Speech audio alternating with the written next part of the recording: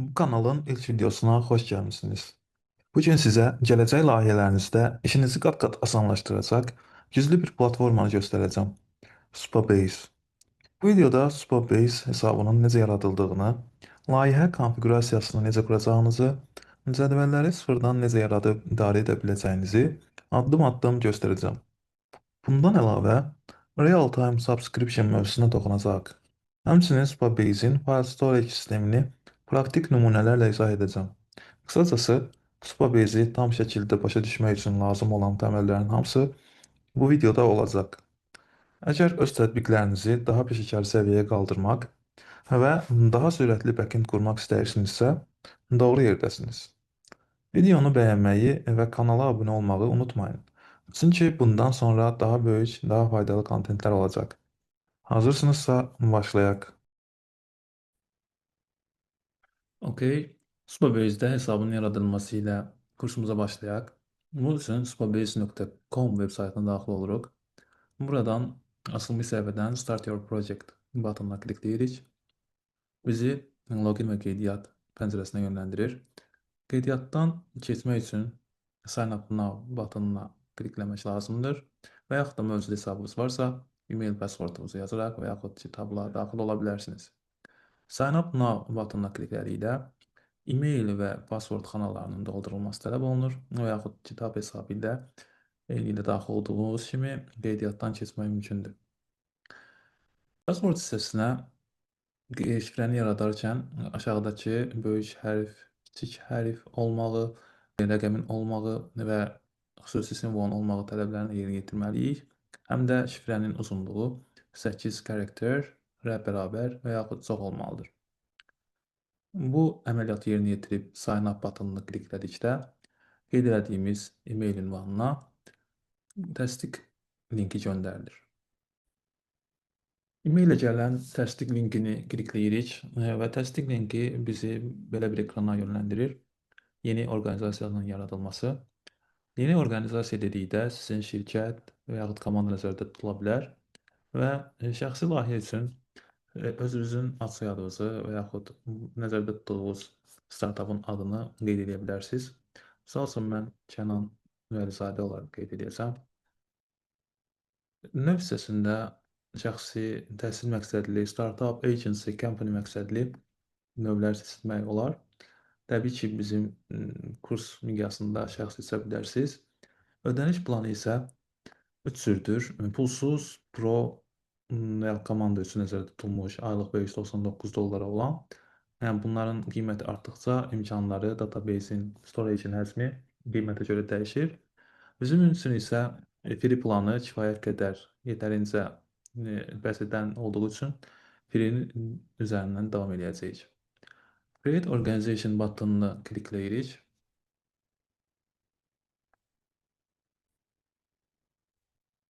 Yeni proyekt ekranı qarşımıza çıxır.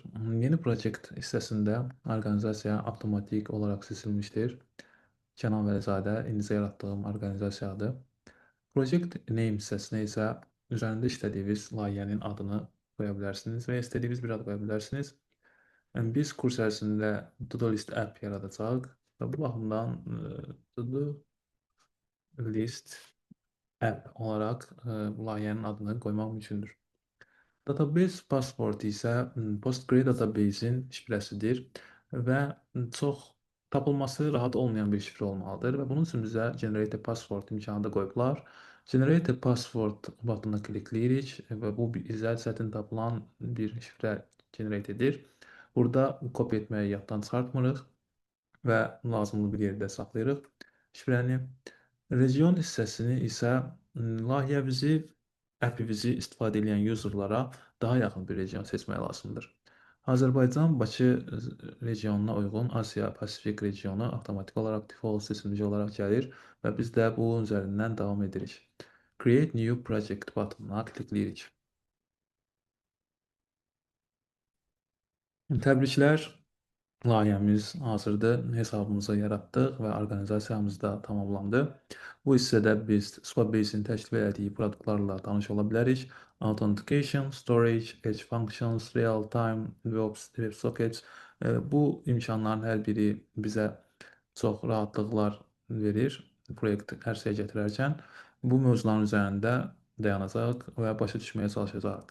Həmçinin aşağıda Project API hissəsi də var ki, React layihəmizi Supabase implementasiya zamanı bu hissə bizə çox kömək olur və konfiqurasiyanı bu hissənin köməkliyi ilə edirik. Mövzuya da toxunacaq. Supabase-də yaratdığımız hesabın React proyektimizə inteqrasiyasına baxaq. Bunun üçün kompüterinizdə Visual Studio Code proqramında hər hansı bir boş qovluğunuz açmağınız kifayətdir. Mən Project adlı yeni bir qovluq yaratdım və Visual Studio Code-da bu qovluğu açmışam. İlk öncə əmin olmalısınız ki, kompüterinizdə Node.js güclü vəziyyətdədir. Bunun üçün Node version yazıb baxa bilərsiniz. Hazırda məndə Node versiyası 20.19.5 versiyasıdır. NPM-in versiyası isə 10.8.2 versiyasıdır. Bu pakejlər olduqdan sonra sizə lazım olan konfiqurasiyaları NPM-in köməkliyi ilə istifadə edə bilərsiniz. İlk öncə proyektimizi start vəziyyətinə gətirməkdən ötürü with-dən istifadə etmək istəyirəm. Bunun üçün npm create with latest komandından istifadə etmək olar. Bu komandı yazdıqdan sonra enter vururuq. Bizdən layihənin adını soruşur. To-do list app olaraq layihənin adını qeyd edək. Framework olaraq React seçəcəm və aşağıdakı variantlardan isə TypeScript plus React Compiler seçməyimiz kifayətdir. Rolldown with experimental olduğuna görə onu seçirik. Install with npm, bəli. Bu zaman artıq ilkin versiya hazırlanmağa başlayır və localhost 5175-də artıq ilkin versiya hazır olmalıdır. Bir dənə yoxlayaq. Local 5175 və bəli, with artıq qalxmış vəziyyətdədir. Proyektimizin isə strukturu bu formatdadır. Ancaq bizə Supabase ilə inteqrasiya üçün bir neçə əlavə liblərində də install olması lazımdır. Bunun üçün əvvəlcə əsas layihəyə keçək. cd to-do list app yazırıq və aşağıdakı qovluğa daxil oluruq. To-do list app daxilində npm install .env environment variablelarından istifadə edəcəyimiz üçün .env kitabxanasını və Supabase JS kitabxanasını install edirik. Install tamamlandıqdan sonra dependensilərin daxilində .env və Supabase JS-i görməlisiniz sizdə. Hər şey qaydasındadır. Yenə də davam edək. Ümumi qovluğun içərisində ilkin olaraq bizə lazım olacaq environment variablelarını əlavə etmək lazımdır. Bunun üçün .env qovluğunu yaradırıq. Proyektimizi with ilə qaldırdığımız üçün variable adlarını qoyarkən with ilə başladığından əmin olun. With Supabase URL inteqrasiyası üçün həm bu, həm də with Supabase anon key. İlk öncə bunları Supabase hesabımızdan götürək. Supabase.com-a daxil oluruq. Dashboard hissəsinə keçirik. Biz yaratdığımız orqanizasiya Kənan Vəlizadə idi və to-do list app hesabı idi, account idi. Buradan biz URL-i götürmək üçün Project Settings-ə daxil oluruq və sol tərəfdə Data API adlı submenu var. Burada URL gördüyünüz kimi URL hissəsi kopyalamaq mümkündür. Kopyalayırıq və Supabase URL environment-nə əlavə edirik. Daha sonra API key hissəsinə daxil oluruq. Yəni Data API-nin altındadır və Legacy API key isə daxil oluruq. Buradan anon public key kopyalayırıq və bunu da environment variable-na əlavə edirik. Artıq environment variable-larını da əlavə etdiyimizə görə növbədə source daxilində Supabase-in konfiqurasiyasını etmək qalır. Bunun üçün supabase.tsx faylını yaradaq və yüklədiyimiz Supabase kitabxanasından bizə create client metodu lazım olacaq. Create client metodunu çağırırıq və export const olaraq Supabase variablını yaradırıq. Create client'i çağıraraq Supabase URL və Supabase key. Supabase URL accountdan götürdüyümüz Supabase URL-dir və Supabase key isə Supabase anan key nəzərdə tutur. Environment-dən bu dəyərləri import etmək üçün biz xüsusi bir variable yaradaq. Supabase URL import meta environment və with Supabase URL olaraq Supabase URL-imizi götürürük və birinci parametr olaraq yollayırıq. Daha sonra const Supabase anon key variablını da eyni qaydada import edirik. Sadəcə URL əvəzinə anon key yazırıq və onu da ikinci parametr kimi ötürürük. Bununla da bizim proyektimizdə lazım olan Supabase variablını bu hissədən eksport edirik və bu daha rahat development təcrübəsi bizə yaşadacaq. Hazırda Vit'in yaratdığı ilkin versiya ekranda görsənir. Bu hissəni dəyişməyə başlayaq. Bizim kurs Supabase üzərində olduğuna görə bir də uzun-uzadıya kurs daxilində dilləri və styleların necə verilməsini göstərməyəcəm. Layihəmizin görüntüsü belə olacaq. To-do list app, bu günün tapşırıqları, to-do badge, input, əlavə etmə batını, verilənlərin, əlavə olunanların siyahısı, düzəliş et batını və düzəliş et modalı və sil batını.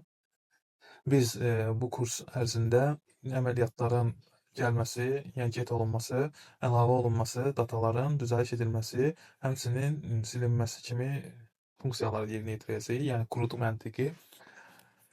Proyektimizə qayıdaq. Proyektimizdə sadə useState, handle modal open metodu, mock array əlavə etmişik və bir neçə CSS komponentli CSS xüsusiyyətləri əlavə eləmişik. Həm app CSS-in içinə, həm də index CSS-in içinə. Bu dataları əgər eyni UI istifadə etmək istəyirsinizsə, kursun altında qoyacağım GitHub linkindən götürə bilərsiniz. İlk növbədə dataların Supabase-dən necə gəlməsini öyrənək. Bunun üçün Supabase hesabımızda yaratdığımız layihənin içərisində cədvəl yaratmalıyıq. Supabase-ə keçək, supabase.com-a daxil oluruq, orqanizasiyaya daxil oluruq və yaratdığımız to-do list app layihəsinə giririk. Bu hissədə solda həm SQL editor, həm də table editor hissələri var. Biz cədvəllərlə əməliyyatları bu iki hissədən eləyə bilərik. Table editor əsasən cədvəllə işləməyin UI yolunu bizə göstərir. Burada biz istədiyimizi table-ı əlavə edib, sütunları əlavə edə bilərik və yaxud sətirləri əlavə edib silə bilərik.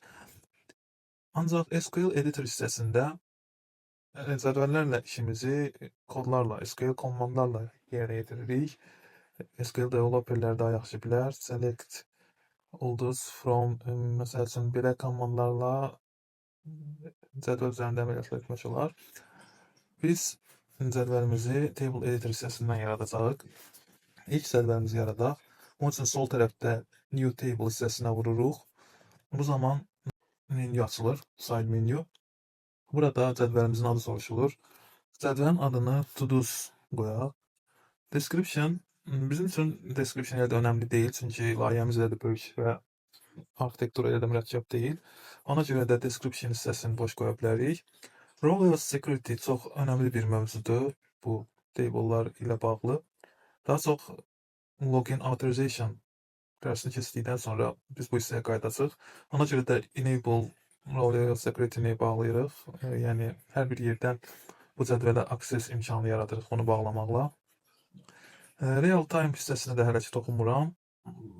Cədvəlləri yaradanda default olaraq iki sütun, ID və created add sütunları hər bir cədvəldə yaranmış olur. ID primary key-dir, yəni təkrarlanmır hər bir sətrin yeni məlumatın öz ID-si olur və type olaraq integer 8 kimi qeyd olunub. Created add isə dataların cədvələ hansı tarixdə əlavə olunduğunu göstərir. Yeni bir sütun əlavə edək. Sütunun adını title qoyaq və type olaraq text seçək.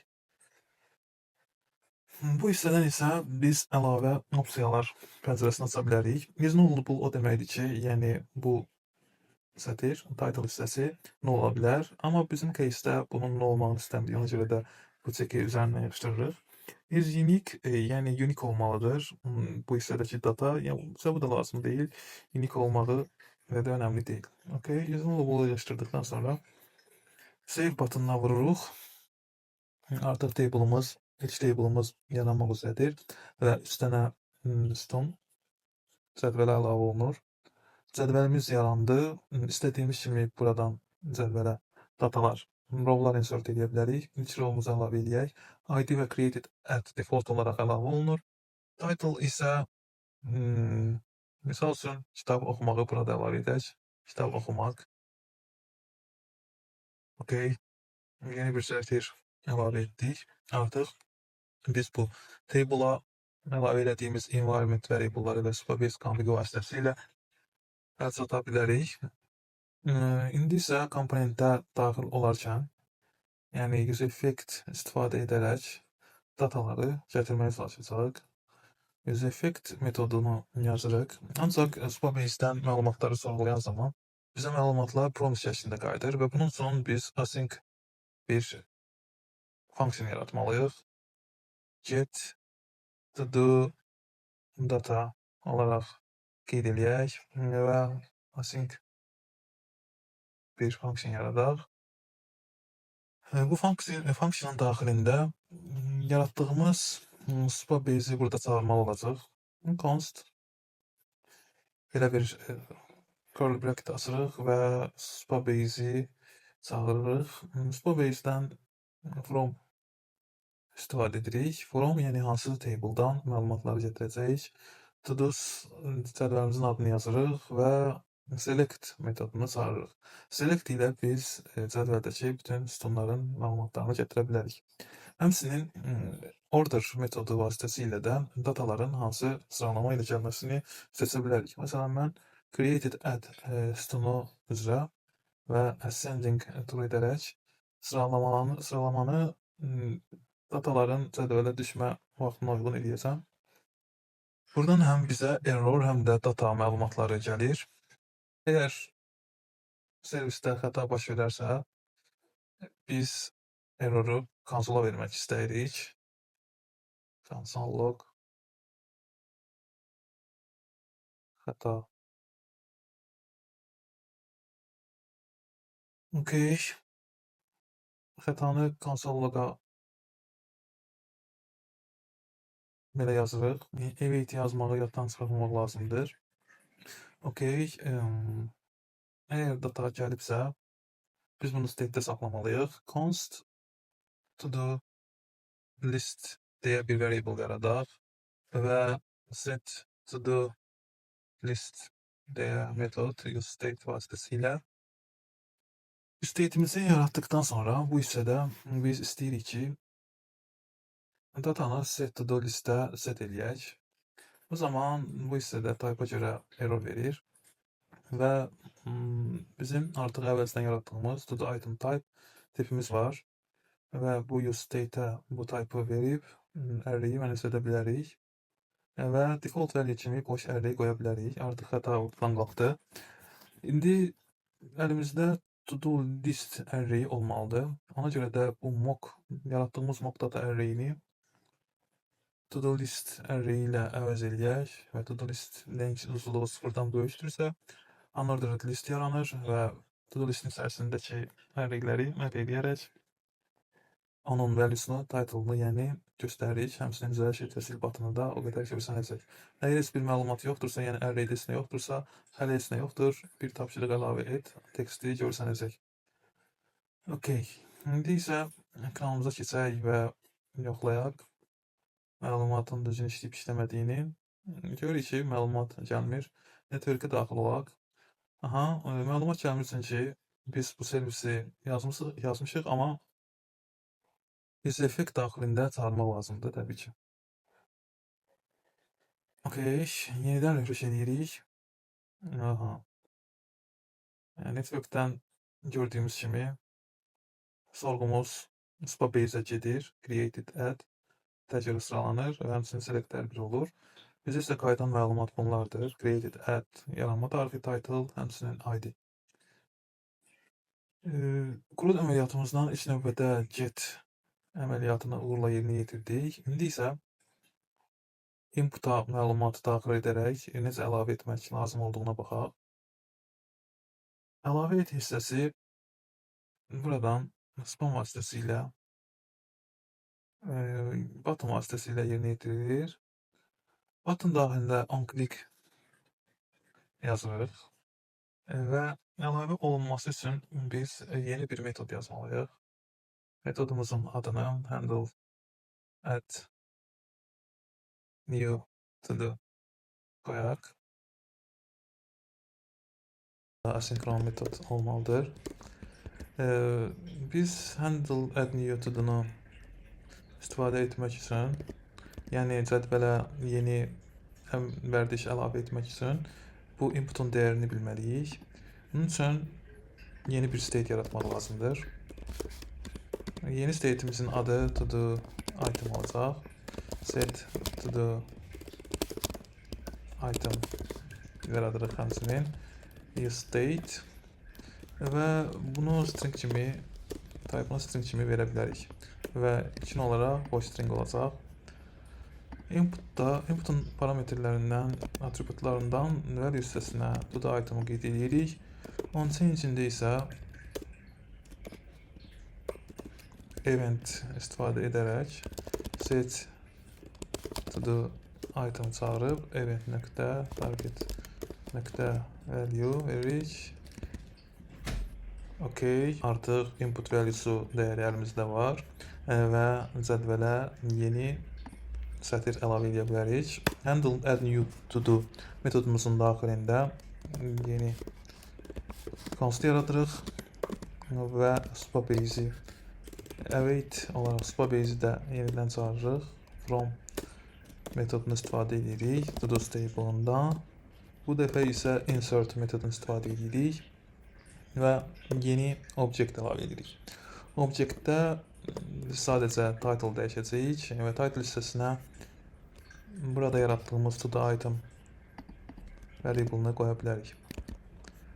OK. Və sonda isə single metodunu qeyd etmək lazımdır. Əgər erroru görmək istəyiriksə, bu hissədən bizə error qayıdır və əgər error varsa,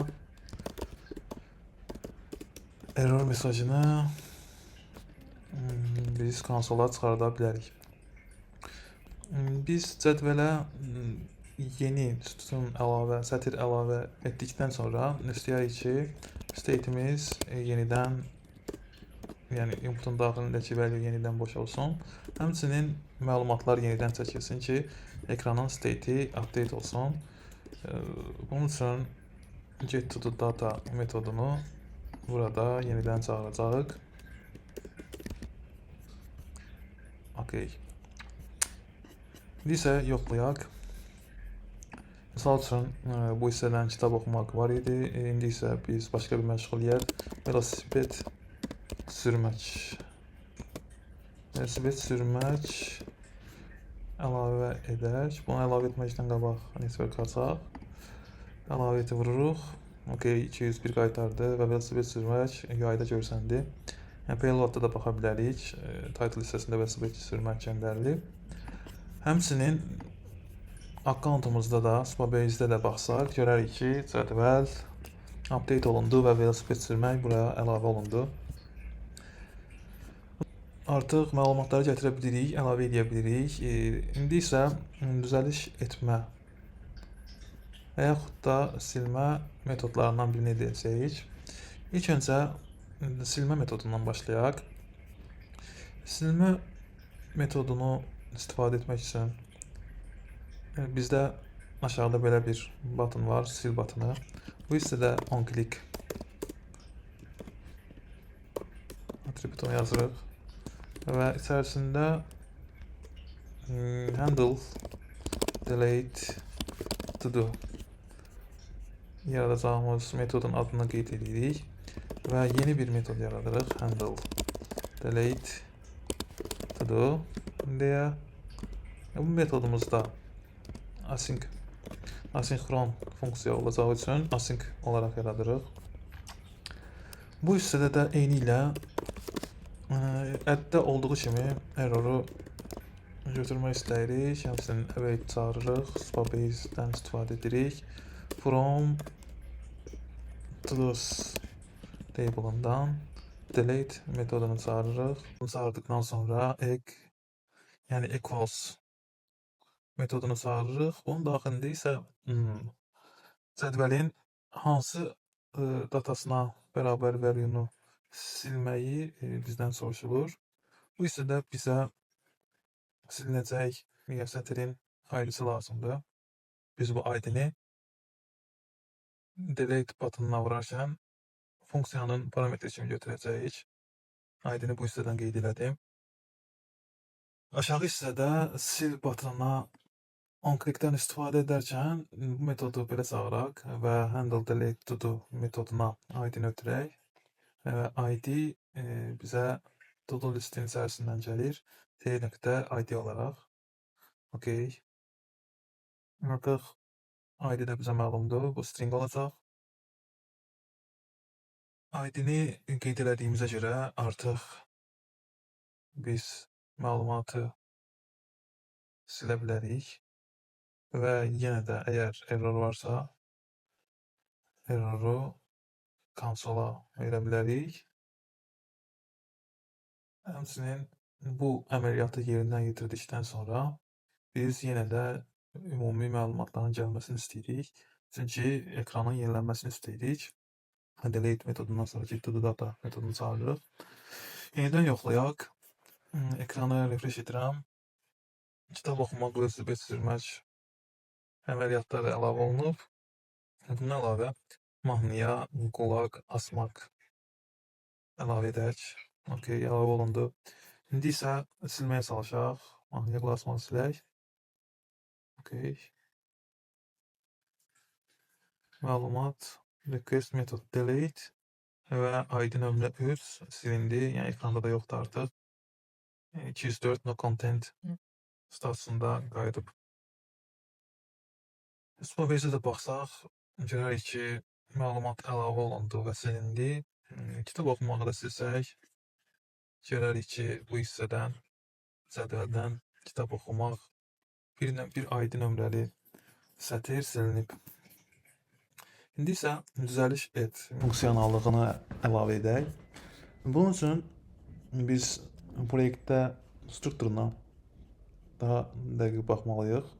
Düzəliş et butonu hazırda handle modal open metodunu işlədir və handle modal open modalı ekranda göstərir. Modal komponentimizin daxilinə baxsaq, burada bəzi datalar mock olaraq qalıb hələ ki. Yəni ekranda bunu vizual olaraq göstərək. Velosiped sürmənin üzərinə düzəliş eti vurduqda, bu hissədə inputun daxilindəki value kitab oxumaq kimi qalıb. Mock datadan yığışdırmaq lazımdır. Mock datanı ümumiyyətlə silək. To-do list array-i mock datanın əvəzinə modala ötürülməlidir. ID hissəsi əslində array-in indeksini bildirir. Çünki burada biz modal open metodu vasitəsilə indeksi ötürürük həm də və komponentin daxilində də indeks lazımdır. Burada indeksi ötürürük və bu indeksi state olaraq proyekt daxilində saxlamaq lazımdır. Onun üçün yeni bir state yaradaq. Set to do index və to do index use state. İndeksimiz number formatında olacaq. Default value olaraq isə 0 verə bilərik. Bu metodu handle modal open daxilində çağıraraq set open metodundan əvvəl çağırmaq lazımdır. İndeksi set edirik və sonra to do indeksi modala ötürürük. İndi yoxlayaq. velosiped sürmək, düzəliş etə vururuq. Inputun default value'su velosiped sürmək oldu. İndi isə düzəliş edərkən Spabase request necə edərik, ona baxaq. Düzəliş et modalının içərisində confirm button var. Biz əsasən bu hissəyə fokuslanmalıyıq. Bu hissə isə handle confirm metodunu göstərir. Modal daxilində baxsaq, həmin button, confirm buttonu on click zamanı handle confirm işlədir və inputun dəyərini, value'sunu, həmçinin array'in həmən indeksdə olan ID-sini bu metodda göndərir. Biz də ona uyğun yeni bir funksiya yaradaq. Metodun adını handle edit to do qoyaq və bu metodumuz da Spabase ilə işləyəcəyimiz üçün asenkron olmalıdır. Metodumuz value və ID qəbul edəcək. Əgər input value'su boşdursa, yəni heç nə daxil edilmədən təsdiq vurulubsa, metodumuzu return edək, heç bir iş görməsin. Və value-nun tipini də qeyd edək, string olacaq. ID-nin tipi də string olacaq. Əgər value'muz varsa, bu zaman Spabase'in növbəti metodunu export yox const istifadə edə bilərik, update metodunu. Spabase await Spabase from those update metodunu istifadə edə bilərik. Və update eləyəcəyimiz dəyər təbii ki, yenə də title xanası olacaqdır. Və update olunacaq value artıq parametrdən ötürürük.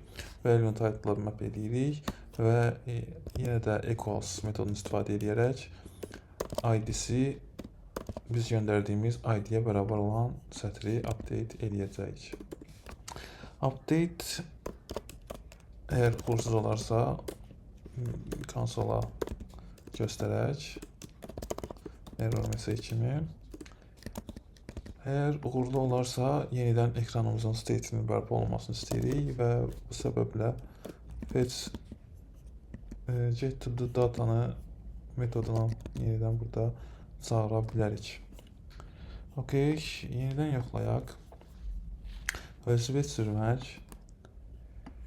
Dəyişək bu input value'sunu, məsələn, oynamaq qoyaq. Network'a baxaq, görək, həqiqətən də sorğu gedirmi? Xeyr, sorğu getmir.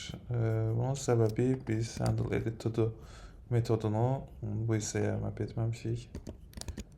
OK, indi yoxlayaq yenidən. Düzəliş etə vururuq. Oynamaq təsdiqləyirik və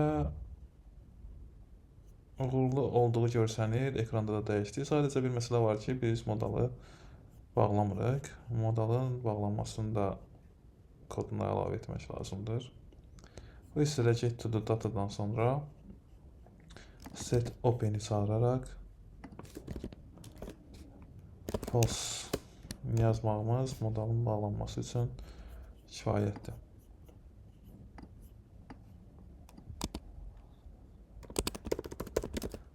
Qulaq asmaq, təsdiqləyirik.